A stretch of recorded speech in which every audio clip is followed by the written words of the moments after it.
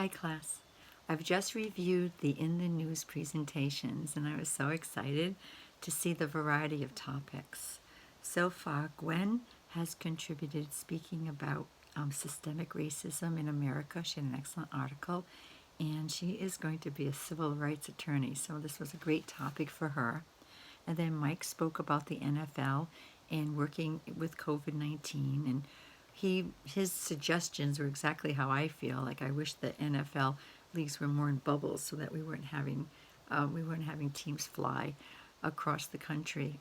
Tonight, I think this is about 5 o'clock. No, 4:41, and tonight the Las Vegas, Las Vegas Ravens are coming to Gillette Stadium to play the Patriots. So we're going to see. And then Maxwell spoke about Charlie Baker's rules about COVID-19 and how we've had to have just stricter guidance right now because in the whole country there's been more cases, and really be strict about wearing your mask and making sure that you wash your hands and stay away from crowds of people. I mentioned the washing hands because I'm constantly washing my hands. I feel like even in my own home, I'm constantly washing them. But I don't go with big crowds any longer. There will not be a Thanksgiving big dinner in my family. It'll just be table for two, and I will visit my grandchildren in the morning at their house. If it's a nice day, we'll play outside. I see my grandchildren outside only, and we all wear our masks, so we're not sitting at the table. So I say it's Thanksgiving 2021, not 2020.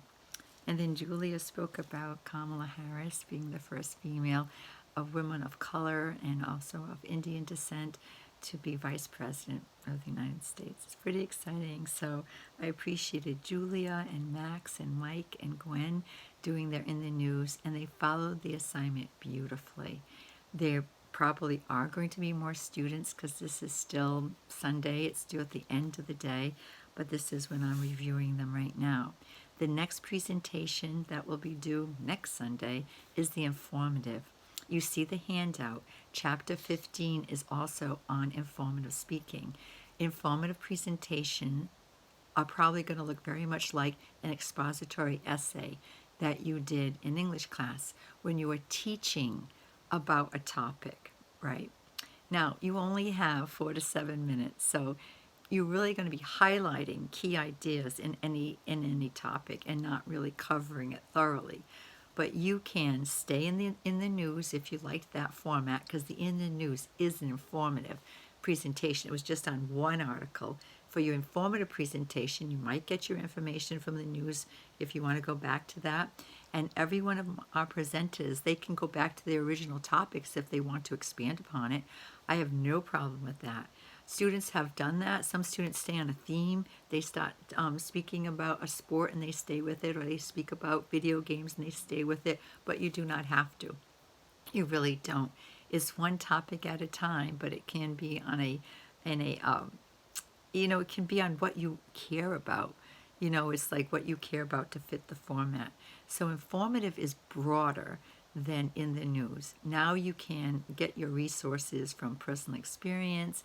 You can get your resources from interviewing people, from watching many different shows on a topic, being at work. Maybe you're going to do a presentation about your job. Maybe you're going to do a presentation about a movie, about a book you've read, about something you like to do, like you are a sports person yourself and you're a participant, or maybe you like to dance or do karate moves, or you're into like health and wellness and you make your own smoothies.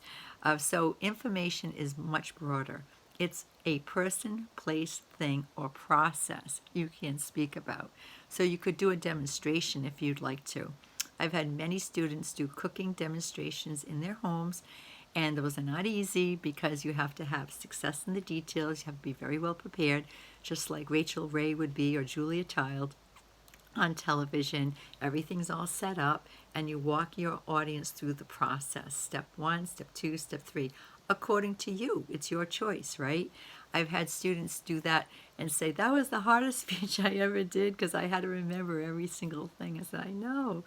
I've had students bring their video cameras out and show us how to change a flat tire, and they try to do it in under 7 minutes, and everyone has a different process, a way of doing it. It's kind of fun. You do not have to be perfect to do a perfect presentation. You know that, right? I hope so. And these are to come from your own experiences, or maybe something you have already written about in another class, right? You might take one of your English essays and just shake it down and say, I'm not reading it, I'm going to put it into expository expository speaking, meaning speaking from a prepared outline or notes, and that's how I'm going to deliver it. And try to look at the camera like I'm doing right now and not get self-conscious. Listen, this is as goofy as it is for you as it is for me. I've been doing videos for the classes since March, and I'm not comfortable, but I'm comfortable being uncomfortable. You know, I'm fine. It's my job, and I'm happy to do it.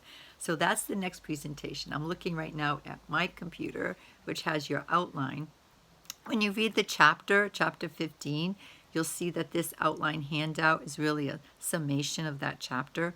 But one thing I say is don't overload your audience with too much information. That's why you have to be selective. In a 4 to 7 minute presentation, you won't overload. Always make sure you stay on your point, like what are you really trying to say? Use some examples. Maybe if there's some visuals, you can show us different things. You can be as creative as you'd like to be, but also be simple too, so that it's manageable for you. Sometimes students do tell us about their jobs, what they do. They work at Target or CVS, or they work for a Wright's turkey farm, and they tell us what goes into that. So it's the introduction, body, conclusion, exactly like in the news. But the difference is on the conclusion, I'm not really asking for your opinion, although you might share it if you choose to. So this is much more traditional. Your introduction, to say your name and what your topic is, to let your audience know what they're about to hear, right? And then your body is that, your examples. If it's a process, there's a timeline. If not, you pick what you consider to be like, or usually you go from like the least important to the most important piece, but you don't have to do it that way. But you have to like have some organizational pattern that makes sense for your topic.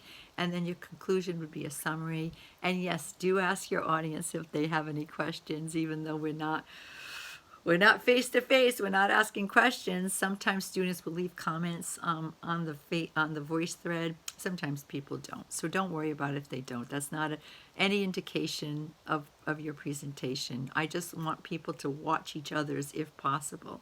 And the other thing, next week you're going to be doing your information speech for sure, just like you did your in the news. And the in the news is the hardest one. When you have to produce something like that in the privacy of your own home and then click and send, that's scary. That takes courage. But once you do it, you say, okay, this is the class, everyone else is doing it too, and it's fine, right? So you'll do that. And then there's also a journal besides the discussion board, which is every week as well, but the journal. And the journal is going to be a critique that you're going to present on 3 of your classmates on their presentation.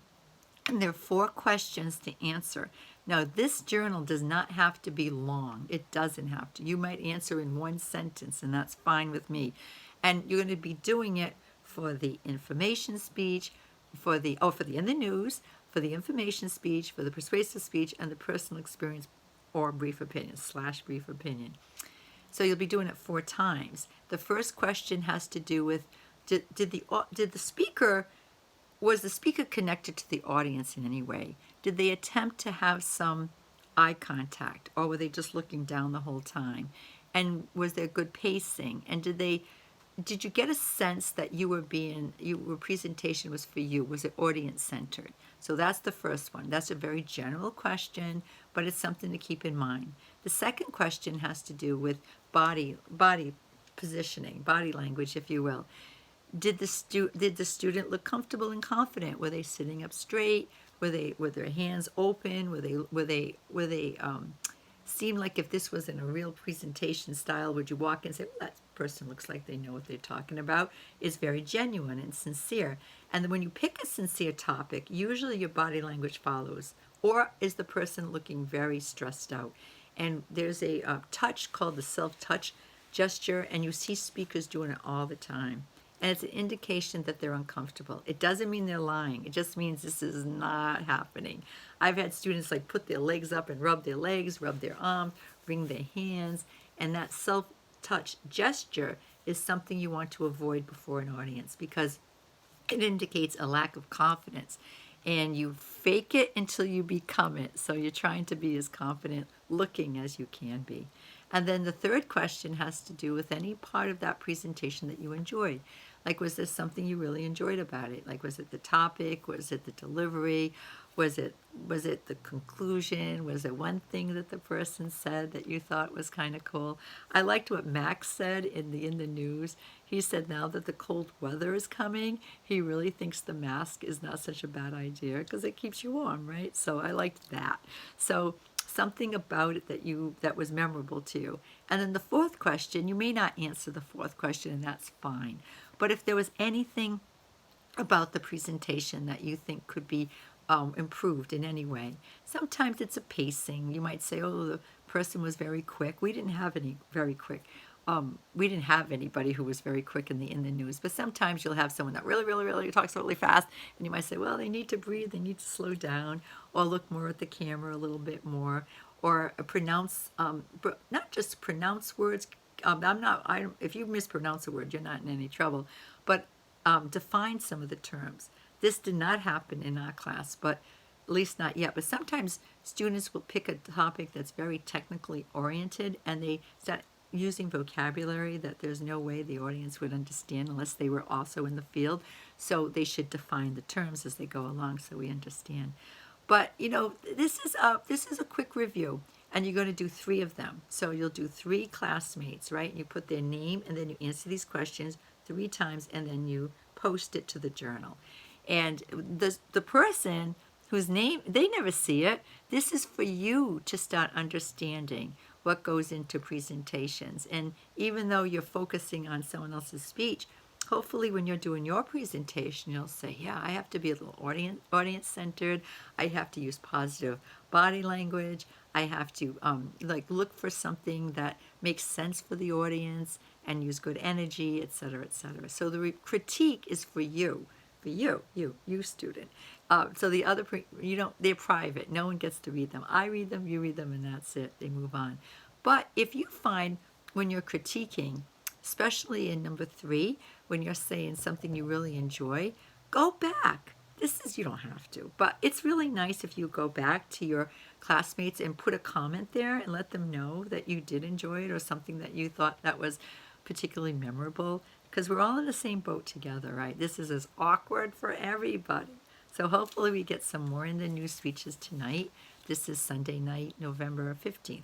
The other thing I want to remind you of, and you're in my class, you're not going anywhere, but for any other classes or if you know anyone who has not been attending their classes, tomorrow, Monday, November 16th, even for the late start class, is the last day for student withdrawal. And if you remember from last semester, if you were a student here, teachers can no longer withdraw you. They can no longer withdraw you. You have to withdraw yourself. So if you know you're getting into trouble, if you know let's say you're taking a math class now and you know you're never going to finish it, you can withdraw yourself and then take the class at another time. And there's no shame in that. That can happen to any one of us. We get ourselves over our head, or we realize that this is not a comfortable situation for you right now, so just don't be shy about it. It's up to you. This is your college education. So, but tomorrow just happens to be the last day. We just started our class, but tomorrow's your last day to withdraw. So let's see. Week 3, you're going to be reading the chapters that I put up because getting ready for that final exam, which is obviously open book. And then so do the discussion board and participate in that. Put up your informative presentation and then participate in the journal. I know, it's a lot. Fast track, we're fast, but you've been doing it. You did it last week, you're going to do it, and before you know it, seriously, this class goes by really fast. So we have the introduction, we have the in the news, we have the informative, then you have a persuasive, then you have a personal experience or brief opinion presentation, then you're done. So you just get comfortable being uncomfortable and do exactly like those 4 students that I spoke about did. And I'm hoping we get more tonight. I really do. I want as many people who can be on board to be on board. But I am a glass half full person. I'm happy with if we had one student in this class, I would be happy. If we have one student who wants to be here. I know it's hard. I know it really is. We're starting advisement on November 18th. The spring schedule is already up and winter session is up too. You'll notice that some classes are going to be having synchronized live. For example, next semester, I've gotten permission to have hybrid synchronized live. So 7 weeks, not every other week or something like, it's almost like every other week, you'll be meeting live online like we're doing right now on Zoom. And so you'll notice some classes are going to be configured or organized like that. So pay attention. And your goal is to get your education, so do not take more classes than you can handle. Work with financial aid, be in touch with them, let them know, etc. So next week, informative. The week after, persuasion. The week after, personal experience, brief opinion. But you've got this. You really do. I'm glad you're here. I'm glad I'm here. And I hope the Patriots win tonight. I don't mean to bring it all about my personal business. I don't know if Mike is our Mike in our class is a Patriot fan, but I love the sports, and I know this has been a struggle for them. I feel for all the numbers of COVID-19 people going up.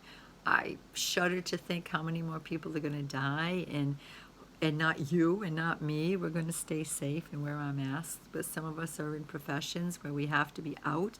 I'm very lucky that I don't have to be, and I know how lucky.